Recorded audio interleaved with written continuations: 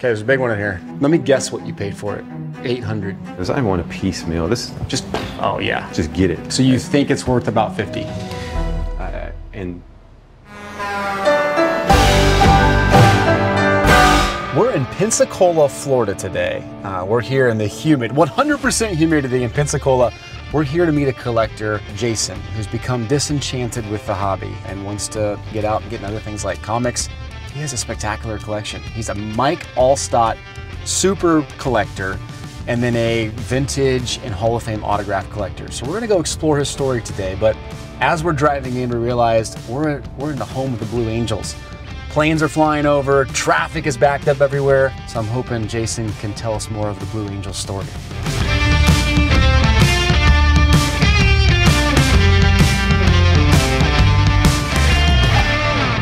Intruder alert. Go home, you're gonna get a whooping. Go! Can I pet her? Get the whooping? Oh yeah, she's friendly. Hi. You just checking out your neighbor's yard? You better go home though. Your mom's she's gonna get you. Jason, good to meet you. welcome, welcome. Come on in. Thank you. Come on in. Oh boy, this is more than I expected. Yeah, got it all set out. Had to throw 2 leaves in the table. The primary collection is all right here, and then older stuff, and then as it just moves around, there's okay. other various things throughout that you'd be able to look at. But a little bit of Alstott in here. Okay. And obviously a whole starting lineup of Alstott down there, and a bobblehead and stuff. But I think I've got everything I have that I know anything about. Even last night before I went to bed, I remembered that box. I was like, oh my goodness, I went in there and pulled it. Yep, sure enough, there's other things in there. Yeah, I did have a few football cards and baseball cards when I was a kid, mostly football, just little things that we passed around in elementary school and stuff into the trade days, but never really took at that point. Wasn't until probably about 1997. A fellow that I worked with was trying to get rid of his collection and been selling them off a little bit and just got to the point he wanted to get rid of everything. And from there, I was all over the place, just buy anything and everything across my path. We're driving in, traffic's lined up. Yeah. Blue Angels? Blue Angels.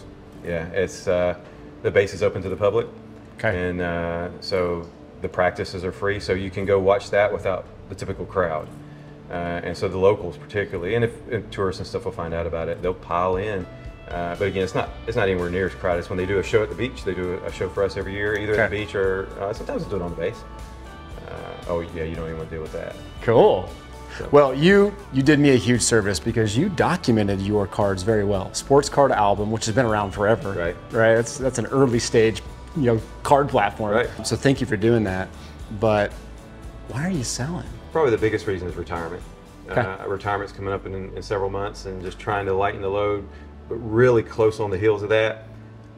Truth be told, just getting a little disillusioned. The hobby's changed. Collectors. I would almost call them hobbyists rather than collectors. Okay. They move the cards. Retirement is looming. It's part of why we're all getting together here, just making transitions, preparing for upcoming transitions. This isn't fun anymore. Yeah. And so the retirement combined with that, they just boom. And there's other various little reasons along the way, but I mean that's the 2 biggies right there. Okay, that makes sense. There you go. They're starting. You hear them? Yeah, I did. All right. Yeah, we had no idea moving into this place that we were going to be in such close proximity to the Blue Angels. I mean, we knew they were in the area, but did not have any idea that practice days and stuff, they'd be flying over us and around us. Oh yeah, there they go. See them? Oh, that's incredible. Oh boy, he's way up there. That was insane. I mean, their surprise attack, part of the, I guess, the rehearsal. It was so loud, it shook my eardrum all the way down to my core. I haven't felt that way ever. But when their final formation comes, you'll know, because we'll hear the first one, and you can run out. Looks like they got 5 flying today, maybe. So, yeah, because I can hear another one out there. That was 4 or 5. How many is there? 7. There's 7. Yep. But they don't always fly. One of them's usually kept as a spare. So they fly out to us and regroup. That's so cool. Nothing like seeing it in person, having it go right over your head, for sure.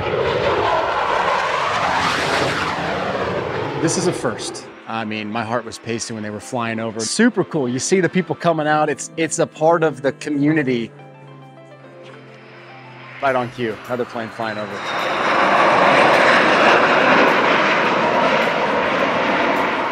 Yeah, the comics, I collected comics heavily when I was a teenager. And I've started seeing the graded comics. And so I'm not interested in reading them anymore, but I am interested in the art. That's kind of what got me. Okay. I was going to say, holy cow, and it's nostalgic because I used to have this. Yeah. So I've got a handful of those, but I'm an old guy who loves anime as well. So okay. Dragon Ball Z I've done since my kids were little kids. And still have those, and then all of a sudden all the anime, Jujutsu Kaisen and My Hero Academia, they started producing cards, and then all of a sudden because I love art, I got over to Pokemon. Oh no. And I'm like, wow, I can see the artist. The artist name is on the card. And so then everything started going towards that. So here I'm a 53-year-old and I'm just now discovering Pokemon, and I'm like, what is happening? But it is pretty fantastic. It's a great little hobby, but I'm not collecting anything right now.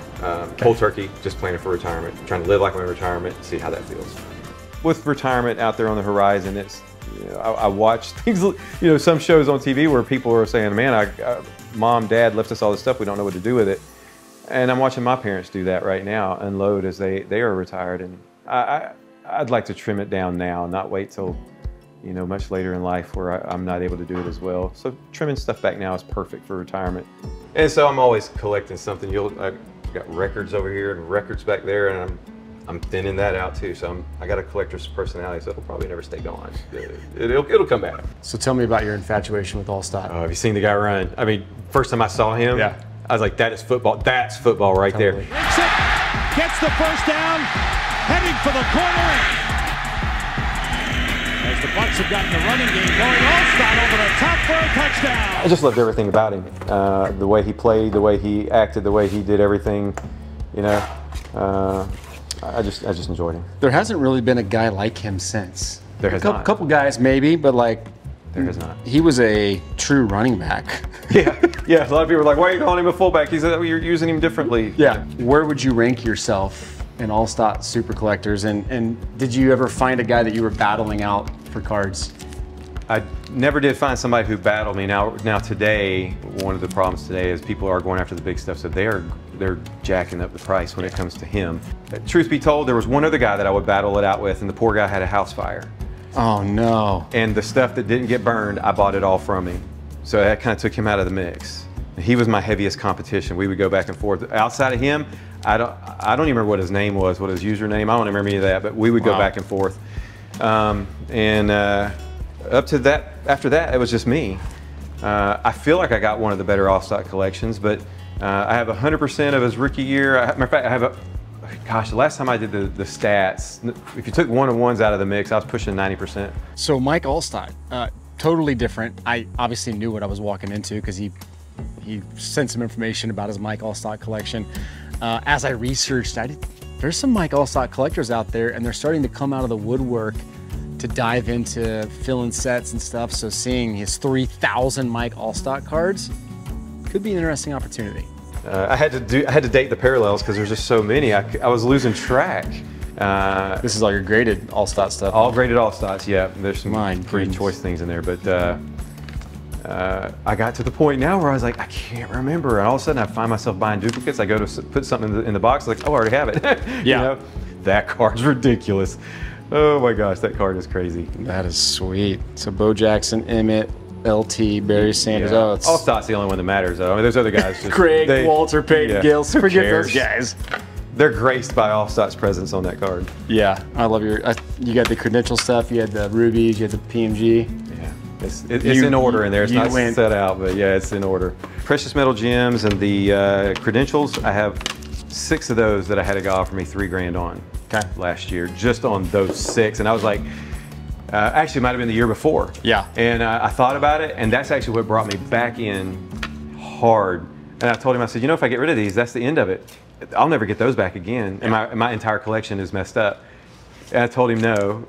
And then I started collecting, and my wife was like, again? You were that close, honey. You were so close. Yeah. So what is a super collector? Well, you would know if you were one because your spouse would be telling you. But seriously, super collectors can never get enough of that one player. They seek to acquire every single card of that particular athlete. In some cases, that's thousands of different cards. They have an itch that must be scratched, and that itch usually has a name. In Jason's case, its name was Mike Alstott. And now back to the show. Here's what I noticed. You can confirm or deny this. You just kind of said it. High end, it's really impressive. Anything numbered like 10 or less, you're going to get premium dollar on. Yeah, it hurts when you get there. When you drop below, like you go a numbered out of 199 auto, it's mediocrity. Yeah, You can get them up. You can get pretty cheap. Yeah. Is that what you noticed? Yeah. The weird thing though, when you start getting into some of the '90s cars, even if they're not numbered, there's certain ones in there that people will go berserk over. Particularly if you get into something like playoff or specific kind of a Donruss that has a this weird parallel to it, and people just lose their minds. I was always amazed, but it was almost unpredictable. You wouldn't know it till it hit. And I'd be like, oh, I'll just add another one to my collection. And people would be like, just dogpiling on this one thing that in the 90s, I could have got that out of the dollar box. And they're jacking it up to 50, 60 bucks a car. But again, figuring out which one it is, you almost would never know until it happened. And but yeah, for the most part, there are so many of your regular inserts, regular parallels from that time. They'll just sit on eBay, they'll sit on ComC forever. Yeah. Just sitting there and and this is one of the reasons I'm doing this. I want a piecemeal. Just get it. And it's just like, because you just don't know what's going to be the thing that day. You'll never ever get rid of all of it. Yeah. Right. This is the stuff that's really hard to find. Like you gotta, you wouldn't notice anything if you weren't paying attention. Right. Red ink. Right. Numbered out of 39. Right. These don't pop up very often. Not often. So, another example, right? Your autographics. You have 2 of the blues. Yeah. Yeah. When did you start finding out like there's some scarcity, even though in this market now, like you go for numbered everything, back then like scarcity was really scarce. It was, and you didn't see them pop up. When you did, you better grab them because people were hunting them. But the scarcity, even though they're scarce then, scarce now, the scarcity now is that they do not pop up. And there's so many collectors who are new, they don't even know these cards exist. Totally. They didn't have the luxury of Beckett. Beckett people kind of let it go by the wayside. So they didn't have the luxury of we did. I'd sit in the bathroom and read Beckett, So I knew the price guide, I knew every card there was.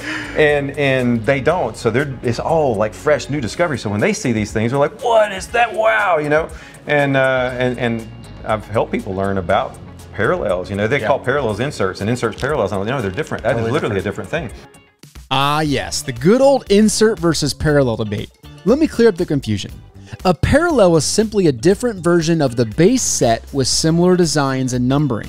Usually you'll find parallels with different colorings, borders, and sometimes even different images. But a parallel is simply a card that parallels the base set. When someone chases a rainbow, for instance, they're typically trying to get all of the parallels of a particular player/card. Now, an insert card is part of a completely different subset of the product and usually has different numbering and designs. There can be various insert cards and subsets within the main base set. And to confuse things even more, you can also find that inserts may even have their own parallels as well.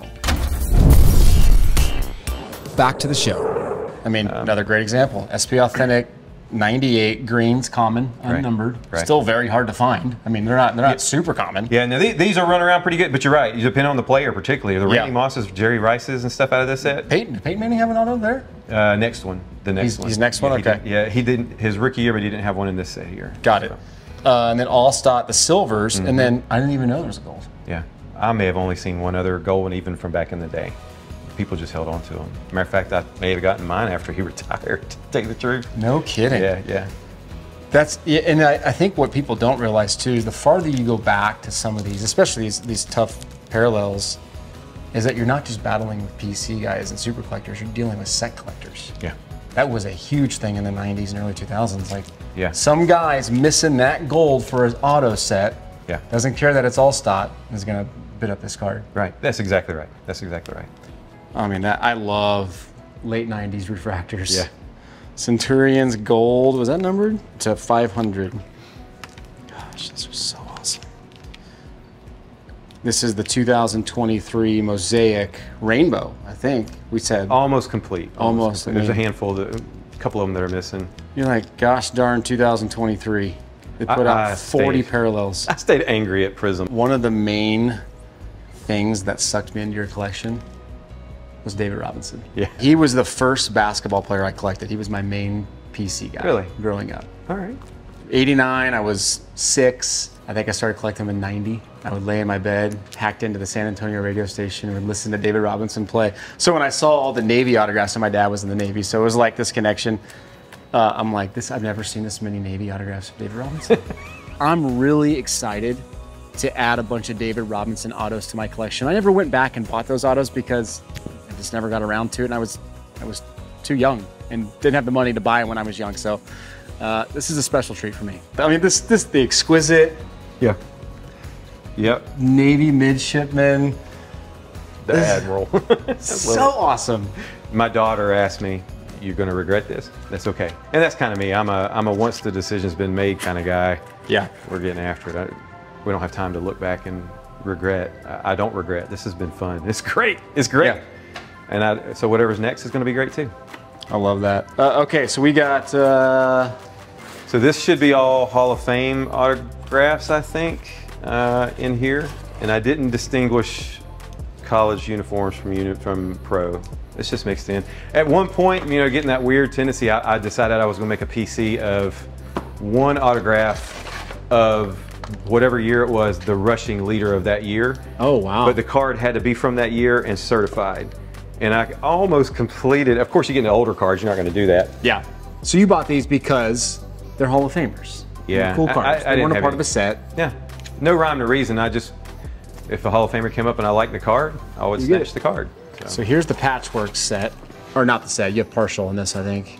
I'm missing 2, I think. Randall Cunningham and Herman Moore, I think, are the only 2 missing. These are awesome. Yeah, that was, I think, the patch set that put patches kind of on the map. 100%. Yeah, that's the original one right there.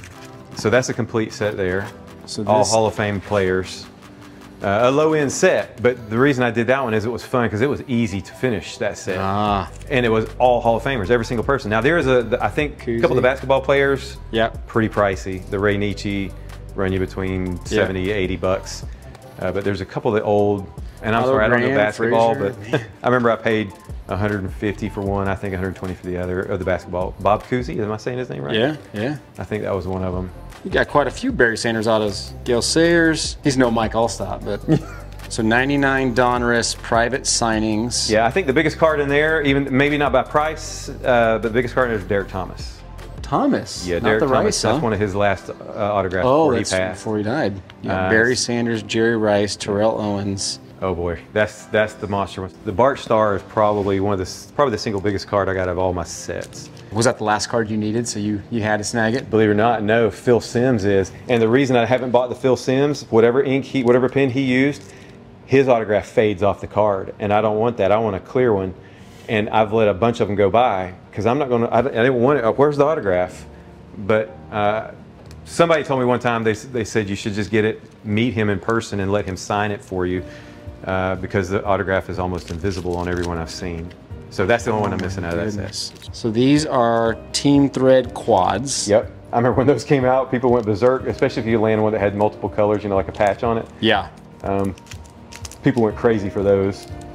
There you go. Bledsoe Falk, Glenn Coates. Oh gosh. This is the, was it 96 or 97 press pass? 96 press pass. 96 so press that's pass. my master. That's the one I have the master set of, other than the Joe Paterno red. So what was the significance of Paterno? So Paterno did not get licensed to be made for this set. His card was not licensed, and so Press Pass quickly pulled it off the market. But some of them, as they do, they snuck out into the market. Yep. The Paterno, this was one of the only sets I ever purchased, you know, boxes of and packs of, and I happened to pull a Paterno on like my first or second purchase, and then years later got the blue, and I've only seen like 2 reds. Wow, that's pretty cool. But they're out there. This is some incredibly scarce stuff. That's where Paterno would go right there. Oh, right I don't keep him in the album. he's sleeved up somewhere over there. And when this set first came out, believe it or not, before anybody knew Paterno work done, oh man, you would drop $100 on that card. And I pulled that one too, because I was buying these. Can't miss. Yeah, but now now it's, you know, a couple bucks probably. Right. I had this thing in my head. I'm not usually, truth be told, a great predictor of players. I was not one of these prospectors. But for some reason, when I started picking these up, I was like, you know what, the 80s are going to boom one day. Somebody's going to want these in graded format, and they're going to pay. And I didn't think of it with the intention of flipping it. I thought of it with the intention of, I'm going to buy something and try to make an investment. Yeah. But again, never did I think I'm going after the 80s. I'm thinking, well, you know, maybe when I have, you know, great grandkids, I didn't understand that how quickly it would explode. And so one day I was going through them, I was like, let's see what people pay. And I was like, oh, you gotta be kidding me. So some of those have just gone crazy. Well, there is no doubt that Jason is a collector, and he absolutely loved his football cards. But one thing that really impressed me is his attention to detail with everything, from only gem mints to perfect autos to complete sets. He's a collector that doesn't let anything slip through the cracks. I can remember as a little boy, I collected rocks. I had a shoebox full of rocks, and if it was a sparkly rock, I would have it. And then the next thing I remember collecting after that was stamps. My dad was in a position where I could get stamps from all over the world. I literally had thousands of stamps, and I put them in photo albums and organized them by country and any way I could do that. I don't even know where those are at. But did that, and I collected comic books. I had thousands of comic books when I was a teenager. But yeah, I love collecting. The cards has probably been the longest remaining collecting aspect of my collection personality, I suppose. And even still, truth be told, I do have a tiny little bit of things that are anime, Pokemon and stuff that I'm not letting go of. They're remaining with me. And maybe I'll dip into that sometime in the future. Okay, there's a big one in here. The very bottom, it's in an envelope. At least that's the one I think is the biggest. Some people may not agree with me, but that's okay. All right, we're gonna see the big reveal. And it's even sealed. Yeah. Again, other collectors may not think so, but for me, when I got this card, don't even ask me what I paid for it, because it's almost shameful. And in the opposite direction of what you think. I will tell you if you want to know what I paid for it when you see it. But oh, it's the Payton. Yeah. Yeah. Holy smokes! Let me guess what you paid for it. 800. I'll give you a hint. This was a target of opportunity and a freak chance. What'd you pay for it? 15 bucks. I got in an auction on this thing, and I was like, you know what? I'm not gonna get it. I'll throw 20 on it. I came home from work and I had one. Nobody else bid. Nobody. It's somehow, and those at the time were selling for a couple $100, $300. Yeah. And I was just like, I don't collect him, and I'm not worried about it. I think I put 25 bucks maybe. I came home from work and it was like, you won, make your payment. And I was like, you gotta be kidding me. And so I just threw it in the envelope and left it. I was like, I'll just leave that untouched. What the heck? That was one of those weird ones. So eBay auction, it's a PSA 10 that you're bidding on, or you bought it raw? Oh, it was a 10 when I was bidding on it. Oh my goodness, you paid less than the cost of grading, essentially. Yeah. For a Payton rookie. And it was great too, because the guy honored it. You know, sometimes people will be like, oh yeah, oh, you know, I lost the card, oh, you know. Yeah. No, he honored it and shipped it as soon as I paid it. So good for him. That's pretty cool. That's pretty cool. Okay, so what am I missing here? Let me get kind of the last five. What's the rest of this graded card stuff? There was other things in that one, I think, wasn't there? Oh, this is your vintage, This is all kind of vintage and autographs and random autographs. And oh, a lot of rainbows in there. Walter Payton rainbows in the second box on the bottom stuff. So I don't remember what.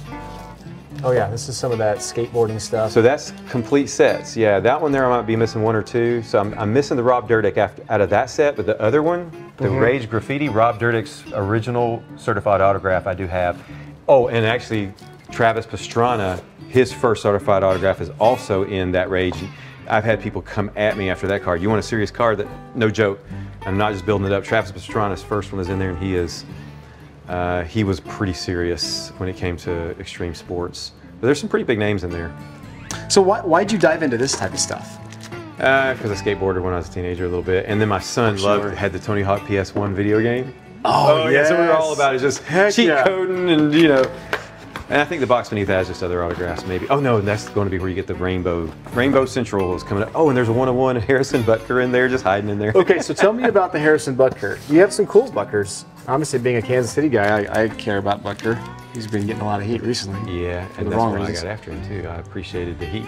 Yes. So I was like, my guy, I'll support you. So, but it even started before the heat. I heard him do a little speech somewhere, and I was like, oh, I know what it was. He showed up to the White House with a pro-life tie on when they won. And I was like, did you really just do that? Let me go see what you're all about. So, and it helps that he's a really good kicker too. Yeah. With a few Super Bowls. He's no joke. He's clutch for sure. Look at these, man. You have quite a few. So Walter Payton seems to be my guy for goodbyes. Yeah. In the graded cards, there will be a Walter Payton purple. Okay. Well, Prism or Mosaic, whichever one it was, when they made them, they made the purples look pink, which was not as rare. Even PSA missed it. So the guy had the card listed as a pink, PSA 10. I think I got the card for like 30 bucks. I looked, I knew, because it has a serial number too. I was like, how did PSA miss this? So I got the card, I'm looking at it, double checking. I'm like, am I looking at this right when I got it in hand? I'm like, this is not a pink, this is a purple. So I submitted a correction to PSA, sent the pictures. They said, we agree, send the card for free. They reslabbed it. So now it's a slab Gem Mint 10 purple, which is way more valuable than the pink. Look at you. So yeah. Have you ever tried to figure out real-time pricing on boxes like this? It's impossible. You got to go search various sites. You got to look for the right SKU. You then got to go figure out what's the best price across all these sites. Well, those days are gone. WaxStat has changed the game for consumers like us. No longer do you have to go search the internet to figure out what's a good deal. You can do it in a matter of seconds. In fact, we were just on the road and acquired a collection that included a lot of wax. And almost instantly, we were able to look up prices with WaxStat and make an offer to the seller that was fair for both of us. WaxStat is the official box pricing tool of Chasing Cardboard. Do yourself a favor and go download the free WaxStat app now, or go to waxstat.com and start saving money on sealed boxes today. Keep chasing.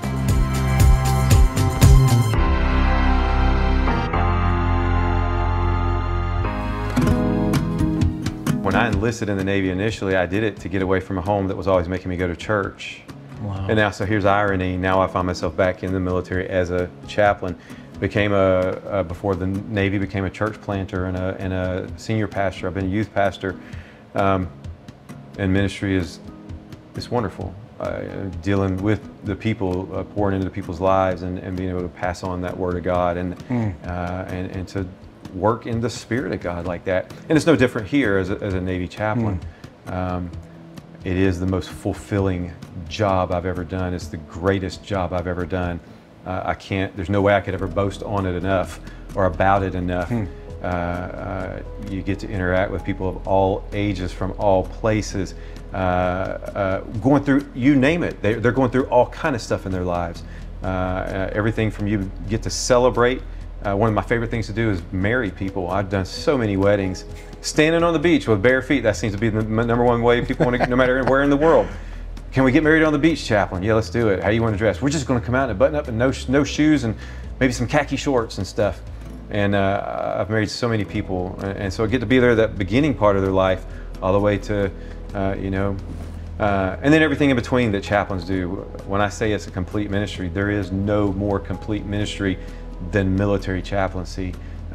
Everything that comes to the table, dealing with humanity, dealing with the spiritual aspect. You get to meet all kind of faith groups from all over the place, and they come to you, and people with no faith. Everybody, they'll come across that path. Because of what we bring to the table, and it is a deep-seated, compassionate, caring ear and heart to listen to. You know, you close that door, and they know they've got you one-on-one. They know it's not going anywhere else other than that room, that office, that space. It can be pretty lonely, though. I think there was one thing that was tough. Is I heard early on, it's going to be one of the loneliest things you've ever done, and it can be. You'd have to be intentional about that too, though. Yeah. And we've been blessed with a lot of good friends along the way.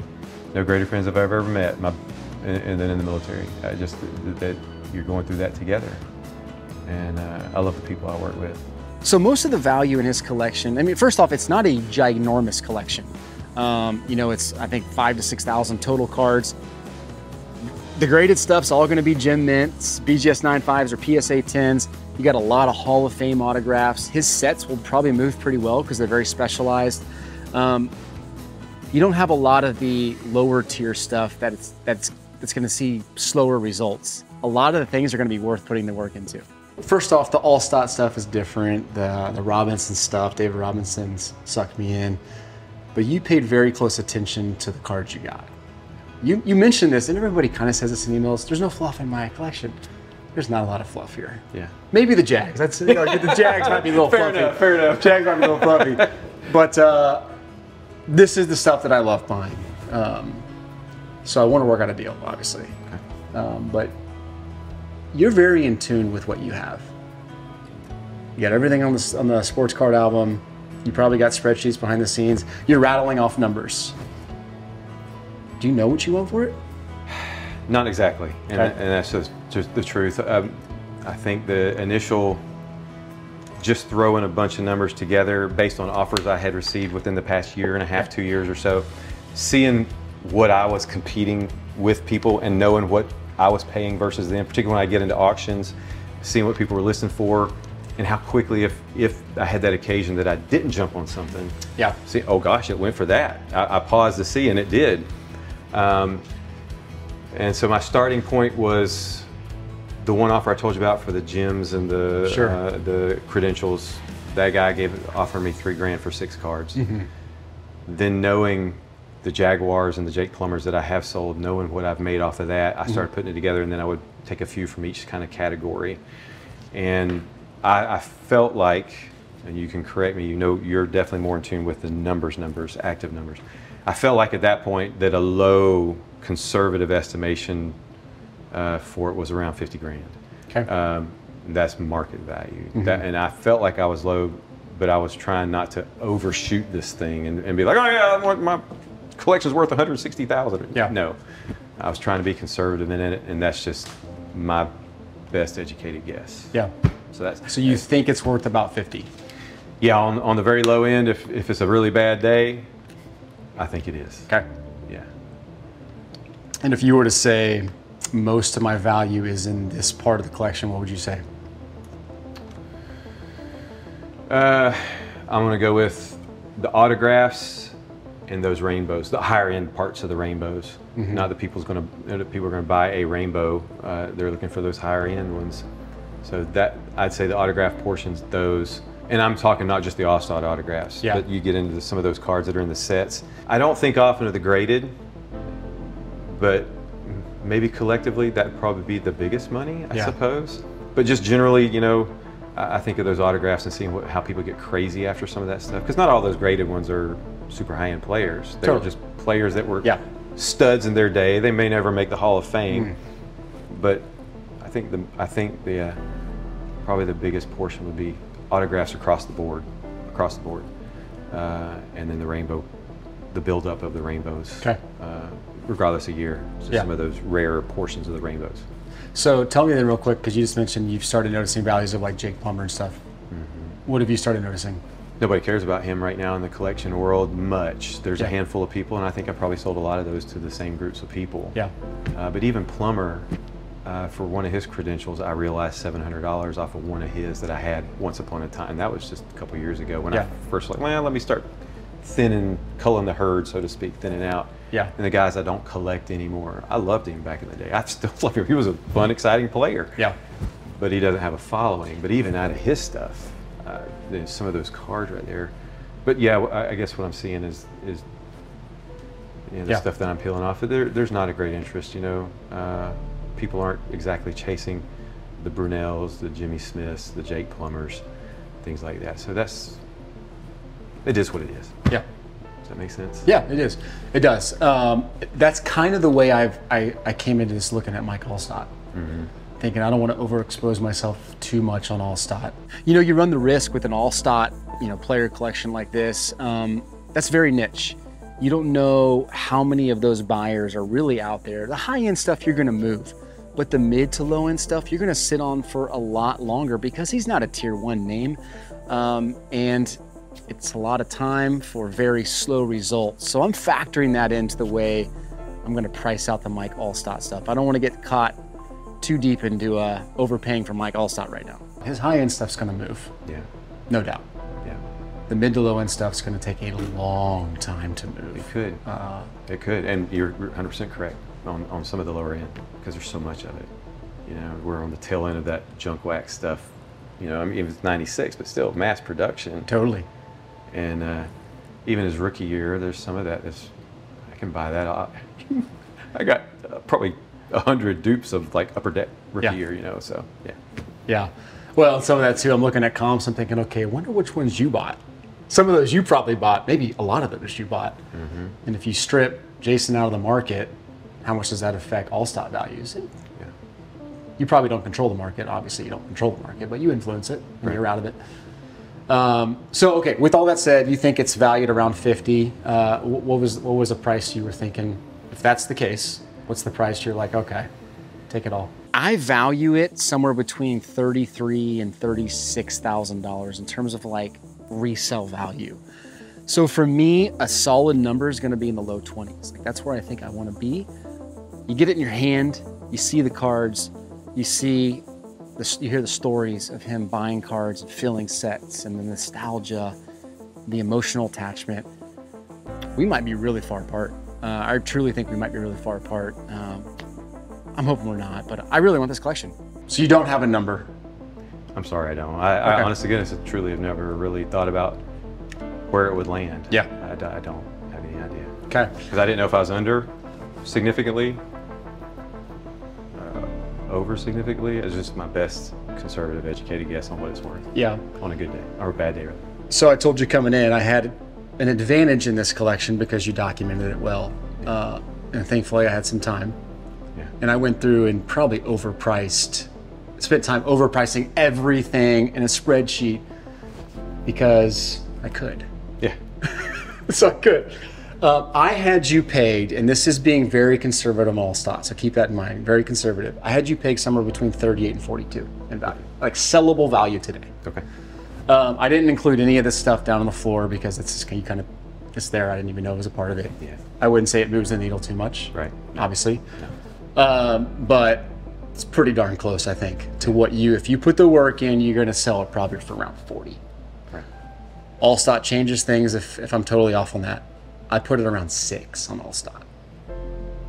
I thought the upper end cards are going to be super liquid. Yeah. The lower end stuff, I devalue a lower percentage because of the time it takes to sell them. You're probably, what do you think is 10, maybe 10?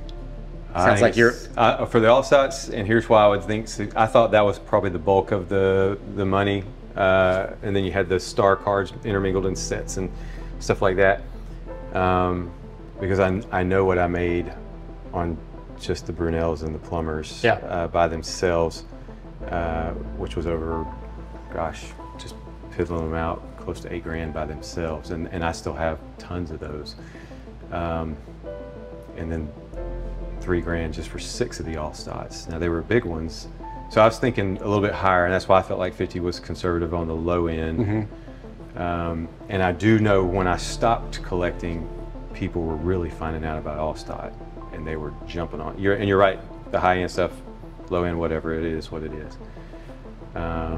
So that's where my logic came in on getting higher. Watching as the market needle moved up for him, for whatever reason, I don't know why. On that stuff that was really desirable, it was really desirable. Sure. Even myself, for some of the Alstotts, I paid close to $400 a piece. When you get into some of the one-on-ones, and those were not auctions. In the one-on-ones, people just put up an exorbitant amount on a buy it now. You make an offer and they take it. Yeah. You know, so that was my logic. So I'm low. There's no doubt I'm low on Alstott, and I may be even low on some of the Jaguar stuff. I pegged your graded cards at around 11. Okay. And I went through most of them and priced some current comps. As you probably know, the thing with the current market is it's not so much that values have dropped, it's just time to sell's dropped. Yeah. Or I guess increased, right? It's 2 or 3 times longer to sell cards now. Right. It's just that's the current market we're in. Right. So you're probably 50K is probably very accurate. I mean, really, if you're probably swinging at 10K on your Alstott stuff, it sounds like. Yeah. The new stuff, interestingly enough, that's the movers. Those new autographs, but those old ones, when they creep up in there that people don't see, it is unpredictable. I think it's probably the hardest part with him. Yes. It is unpredictable. You don't know who's looking at what on that particular day. Yeah. And but he's becoming known for whatever reason. It seemed to be to me. Maybe I totally missed it. And he is beloved. I know that don't pay the bills and put food on the table, but every time you talk to group chats, forums, oh, Alstott, we love Alstott. Somebody's posting a video. Did you see this one? Oh yeah, I remember that from back in the day. Yeah. But now, maybe because of those kind of conversations, he keeps showing up on the ballot. I think he showed up on the ballot again for the Hall of Fame, but he hasn't made it. But people are paying him attention. I don't know, but it is so unpredictable and fluid in the way it just moves up and down. So Yeah, I'm trusting your gut on Alstott 100% on this. okay. I am. And I can just tell you with certainty I went through and priced the stuff on the other things, and you'll just have to trust me on that. Like that's very, very accurate. I've never priced that stuff out, not once. Yeah, and I love it. It's liquid, right? I'll probably grade a lot of that stuff because you got really good copies of most of those cards. Okay. So for me, that's the upside. But let's say it's somewhere between 40 and 50. What's I give you the money today, you feel good about it? Probably in the range of 70% of that. Okay. And I didn't just pull that. I watch a lot of channels and watch a lot of buyers, including yours. And yeah. that seems to be the average. I've only seen one person who'll go higher, but he only goes higher on certain ones. He'll break it down into 3 categories. And so the average seems to be in the 70% range of what a collection is valued. So that, to me, sounds fair. Okay. It seems, but I haven't followed it closely enough in the past month or two to see if anything's changed. But all the times it was floating between 60 to 80, depending on the collection, 70 being the happy medium. Yeah. My offer to you is going to be $26,000. Okay. So it's a little lower than 70% of 50, obviously, but I was pricing it based on like 38 to 40. Okay. I'll just go quick. You make it 30, you got a deal. Okay. I mean, I wouldn't even negotiate anything beyond that. Make it 30 and you got a deal. Everything.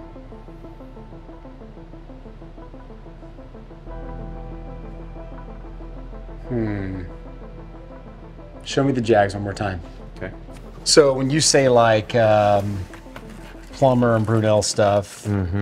So this is going to be all, what does it say? I don't have my glasses on, I'm sorry. Oh, Plummer? That's all going to be what I have left of Plummer.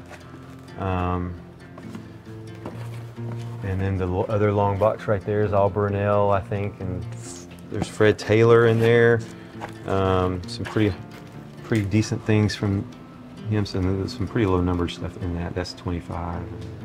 As you can probably tell, I'm struggling with the idea of acquiring a large collection of players that aren't A-listers and hundreds of cards from a team, the Jaguars, that are going to take much longer to sell and recoup my cost. But either way, I'm feeling like we're just too close to let this deal slip away.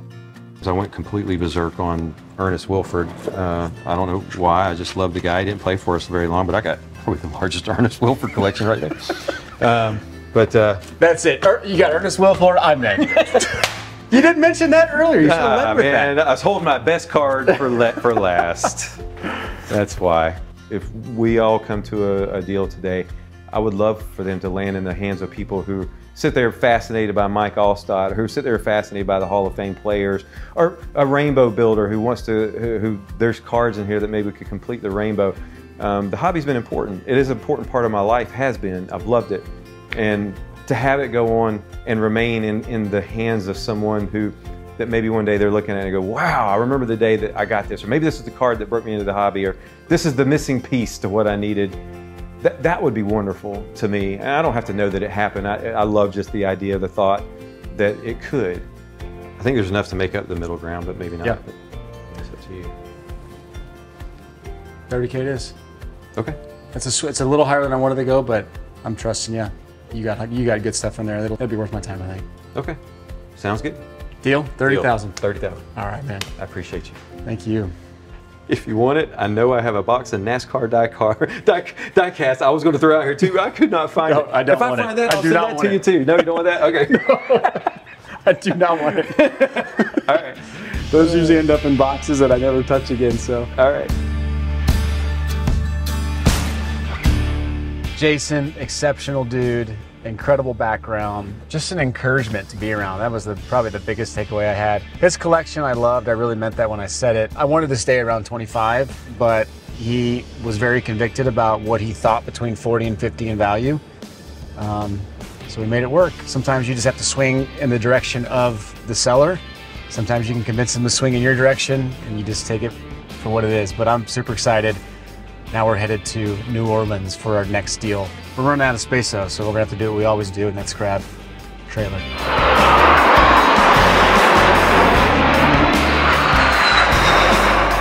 Oh, and by the way, if you're looking for any of these cards from this collection, you'll see links to our stores in the show notes below. Hopefully you like this episode and can check out one of our other episodes right here. Keep chasing.